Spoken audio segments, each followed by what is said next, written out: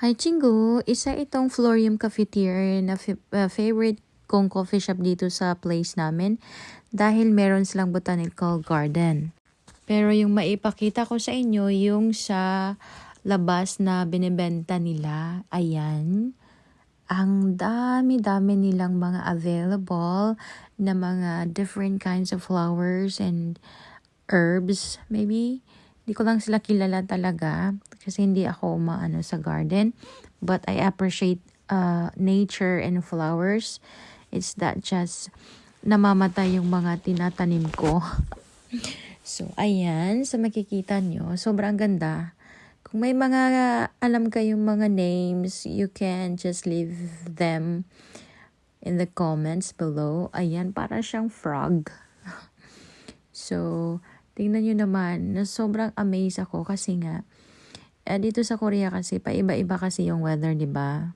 So, pero yung owner dito talaga namang naalagaan niya ng maayos yung mga tanim niya. So, ayan, may anthurium, which is one of my favorite flowers. And then, medyo maharlika nga lang kasi worth 14,000 won siya. So, ayan, ikot tayo ulit. Narinig pala ni owner na sabi ko, ay mahal, 14,000 won, kaya chinek niya ulit. Yun talaga yung price. Medyo maganda naman talaga yung anthurium kasi parang feeling ko hindi siya ganun ka arte, alagaan. So, ayan, mag-enjoy kayo kasi nag-enjoy akong ikutin ang kanilang greenhouse for these plants. So, ayan, nako-curious ako sa mga bagay-bagay. At look, akala ko display lang siya, pero totoo talaga siya, day. Ayan, mga chinggo. Yung bahay pa nila nandyan o sa gilid. So, tapos, ito yung thermometer nila para ma-check yung temperatura dito sa loob ng greenhouse. So, ayan.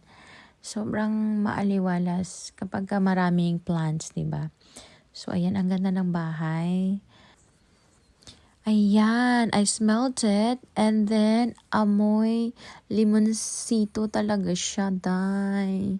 I'm not sure kung ano talaga siya. And then, dito rin sa kabila, meron siyang parang quench fruit. But I'm not really sure. I don't know what they're called. So, ayan, siningad ko naman yung sa kabila. As in, limoncito siya na yung smell niya. Tapos, kinurot ko pa yung leaves kasi nga gusto kong ma-sure talaga. So, sobrang ang dami nilang mga ganitong flowers. Naalala ko yung friend ko sa Gyeryong. Ang dami niyang ganito. Si Mars. Ang liliit na mga plants na to. Tapos, pero maganda siya sa loob ng greenhouse kasi warm yung temperature. So, nabubuhay talaga sila. So, ayan. Kaso, gusto kong bumili niyan. Ang iniisip ko, baka naman pagdalhin ko sa bahay, mamamatay lang sila.